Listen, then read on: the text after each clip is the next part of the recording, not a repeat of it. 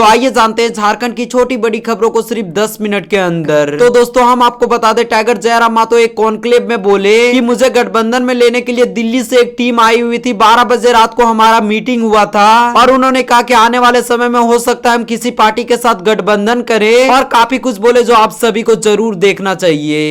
रात 11-12 बज रहा था, दिल्ली की एक टीम हमारे डुमरी में आकर बैठी थी और हमें गठबंधन के लिए फोर्स कर रही थी कि भाई आप गठबंधन को मान जाइए। हमने कहा नहीं सर, इस बार तो हम लोग ठाने हैं कि हम लोग आंक लेंगे कि झारखंड में कोई नई राजनीति की संभावना है या नहीं है। नए युवा जिनके पिता, जिनके दादा, जिनकी दादी, जिनके घर में कोई राजनीतिक संबंध नहीं रखता हो, ऐसे युवा राजनीति में आ सकते हैं कि नहीं आ सकते हैं, ये हम आंक लेंगे, इसलिए गठबंधन नहीं करेंगे। यकीन मानिए अगले दिन 4 बजे आचार संहिता का घोषणा होता है और मात्र 30 दिन का समय, पहली बार झारखंड में 30 दिन में चुनाव कराया जाता है। तो इसके पीछे एक कारण जयराम महतो भी था, क्योंकि यहां से जो फीडबैक गया था कि जयराम महतो बहुत ही जबरदस्त स्पीकर है, वो जितनी जनसभाओं में पहुंचेगा उतना वोट इंक्रीज होगा। आप ऐसा कुछ कीजिए कि इस लड़के को एज ए स्पीकर कहीं जाने ही मत दीजिए, इसका वोट का परसेंटेज गिर जाएगा। मतलब चुनाव आयोग पर आप आरोप लगा रहे हैं? नहीं, चुनाव आयोग तो आज निष्पक्ष रहा कहां, ये तो पूरा देश जानता है, पूरे राज्य जानता है वो निष्पक्ष रहा कहां।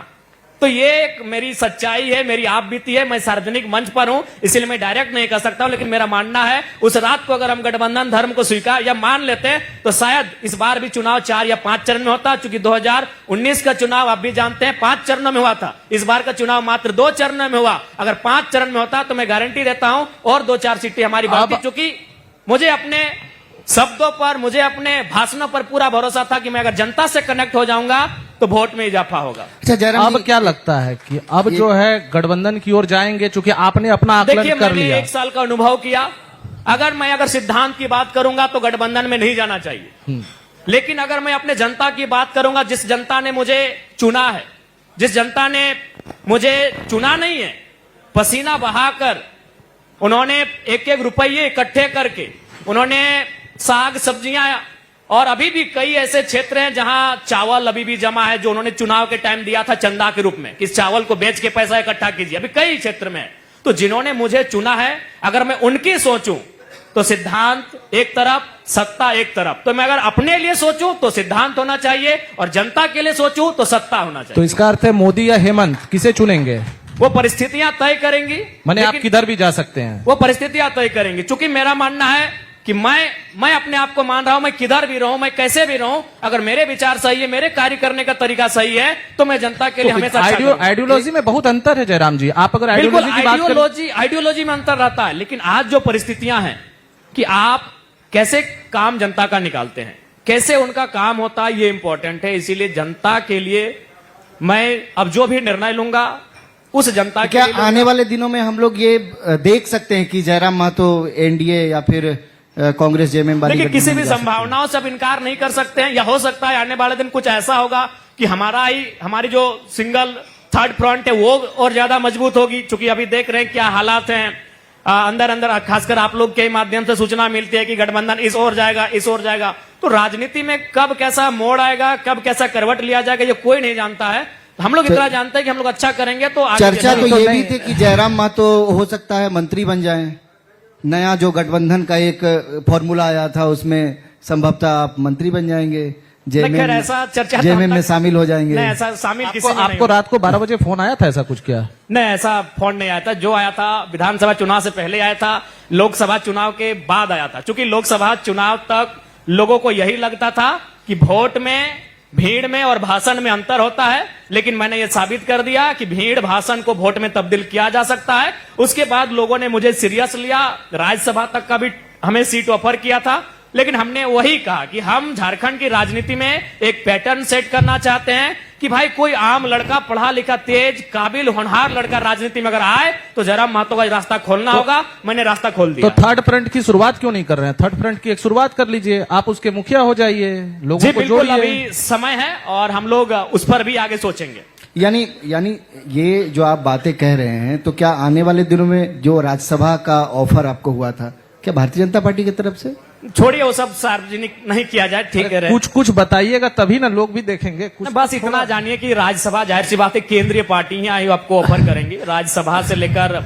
और आपको और एक जानकारी बता दे, धनबाद और गिरिडीह तो हमको चुनने का ऑफर था, चुनने का ऑफर हाँ था। चुन लीजिए कि ये धनबाद बहुत लोकसभा बड़ी बात लड़ेगा। कह रहे हैं मंच पर, बिल्कुल ये बहुत बड़ी बात है कि और शायद पहली बार भी। हाँ एक वो मैंने 28-29 साल का लड़का, उसे नेशनल पार्टियां कह रही है कि आप लोकसभा चुन लीजिए। और अगर हम चुन लेते हैं तो हो सके आज हम धनबाद, एक पार्टी से धनबाद और गिरिडीह और एक पार्टी से हजारीबाग और रांची, मैंने दोनों राष्ट्रीय पार्टियों ने ऑफर दो कर दिया। राष्ट्रीय पार्टी का हमें ऑफर था। एक पार्टी से कि आप धनबाद गिरिडीह में किसको सेलेक्ट करते हैं, और एक पार्टी से रांची और हजारीबाग में सेलेक्ट। जनता समझ गई कोई किसने ऑफर अब किया जनता, खैर जनता बहुत जागरूक है, जनता को जानने लेकिन के लिए- अब जयराम जी पूरी तरह से समझदार हैं, अब देख सुनकर सब चीज समझेंगे, अब वो करेंगे मुझे लगता है। जयराम जी के बारे में कहा जाता है कि अब वो परिपक्व हो रहे हैं। होना पड़ता है, परिस्थितियां आपको बना देती हैं। जयराम जी, कई बातें जो आप कहते हैं वो बहुत व्यवहारिक नहीं लगता है, लेकिन आप कोशिश करते हैं कि उसे व्यवहारिकता में ले आए। जैसे आपने कहा कि विधानसभा की तरफ से जो आप चूंकि विधानसभा के सदस्य हैं, विधायक हैं, आपको एक आवास का भी ऑफर हुआ था। आपने बोला मुझे वो आवास नहीं चाहिए, वो आवास को अगर के बदले अगर पैसा मिलता है तो छात्रवृत्ति की पैसा जो है वो छात्रों को दे दी जाए। आप बोले कि आजीवन बिना चप्पल के सदन में जाएंगे, आप जाते हैं, अभी तक तो जा रहे हैं, अब भविष्य का पता नहीं। लेकिन ये दो बातें, ये व्यवहारिक तो नहीं लगता है, लेकिन आप व्यवहारिकता में बदलने की कोशिश जरूर कर रहे हैं। भला कौन विधायक आवास नहीं लेगा? नहीं, मैंने बिल्कुल आज भी कह रहा हूं, इस मन से कह रहा हूं, चूंकि आवास का निर्णय लेना माननीय मुख्यमंत्री अथवा विधानसभा अध्यक्ष महोदय का होता है, तो मेरी बात जाहिर से उन तक जाएगी। तो वह बिल्कुल, अगर वह मेरे आवास का नीलाम करना चाहे तो मैं बिल्कुल उन्हें नहीं रोकूंगा। और मैं बिल्कुल, लेकिन अगर आवास मुझे अलॉट हो चुका है, आवास नंबर 14 है, अगर मैं उस आवास में जाऊंगा तो निस्संदेह मैं अपने क्षेत्र के, अपने आसपास के ऐसे युवा जो रांची में रह के पढ़ाई करते हैं, मैं उन्हें आमंत्रित करता हूं कि मेरे आवास में आकर रहें, अनुशासन के साथ रहें और बिल्कुल मेरे आवास की देखभाल करें। देखभाल नहीं करें बल्कि आप वहां रह के पढ़ाई करें। तो आप वहां रहेंगे? नहीं रहेंगे? आप रहेंगे ही? हम लोग तो 10 दिन में एक बार जाएंगे, जो विधानसभा की मीटिंग होती है हम लोग 10 दिन में एक बार अरे जाएंगे। शादी कीजिएगा तो जाइएगा ना वहां फिर। नहीं, फिर भी हम लोग तो 10 दिन में जाएंगे, अपना क्षेत्र है, अब क्षेत्र को छोड़ के तो हम लोग नहीं जा सकते हैं। नहीं, अगर पत्नी का डिमांड हो गया मैंने तो पत्नी को भी पत्नी का उसी घर में डिमांड हो रखेंगे, पत्नी को भी उसी घर में रखेंगे, वहां नहीं लेके जाएंगे। नहीं, जाहिर सी बात है, अगर मान के चलिए हम लोग का विवाह भी होता है तो मान हमारे लीजिए साथ क्यों? साथ हमारे साथ साथ हमारी पत्नी को भी ट्रेवल करना होगा। जाहिर सी बात है, अगर हम धनबाद में रहे, हम गिरिडीह में रहे तो वो वहां रहेंगे, और फिर अगर हम रांची गए तो हमारे साथ उनको भी रांची जाना होगा। तो ऐसा नहीं, हम नहीं, आपकी विचारधारा बहुत क्रांतिकारी है। संभव है कि उसी विचारधारा की एडजस्ट कोई- कर पाएंगे? एडजस्ट कर पाएंगे आप? देखिए, सही बात आप बोले, इसीलिए मैं आपको बता रहा हूं, जनरली खासकर हम जिस समाज से आते हैं, अगर वहां कोई लड़का हो या लड़की हो, अगर वह कोई 3rd या 4th ग्रेड की नौकरी में ज्वाइन कर लेता है तो उसके रिश्ते आने शुरू हो जाते हैं। लेकिन सोचिए, विधायक बनने के बाद अभी तक चर्चा नहीं हुआ है। तो सब इस चीज को जानते हैं, मैं आपकी सच्चाई बता रहा हूं।